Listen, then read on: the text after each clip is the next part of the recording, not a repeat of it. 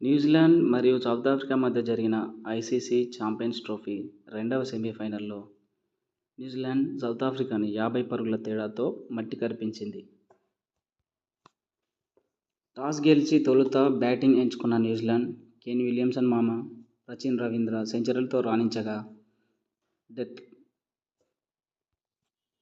Mitchell మరియు Glenn Phillips చివర్లో దూకుడుగా ఆడి స్కోరును 362 6 వికెట్లకు చేర్చారు. భారీ లక్ష్యంతో బరిలోకి దిగిన సఫారీలను 5వ ఓవర్లోనే మ్యాట్ హెన్రీ రికెల్టన్ వికెట్ తీసి దెబ్బకొట్టాడు. తర్వాత కెప్టెన్ బౌమా, రసీ వాండర్దూసెన్ ఇద్దరూ హాఫ్ సెంచరీలతో రాణించారు. టార్గెట్ని ఛేదించే పటిష్ట స్థితిలో ఉన్న సౌత్ ఆఫ్రికాని న్యూజిలాండ్ కెప్టెన్ మిచెల్ శాంట్నర్ దెబ్బకొట్టాడు.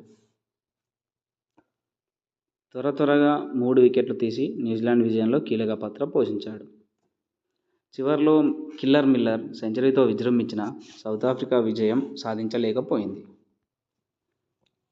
ఆదివారం జరిగే ఐసీసీ ఛాంపియన్స్ ట్రోఫీ ఫైనల్లో న్యూజిలాండ్ మన భారత జట్టును ఎదుర్కోనుంది.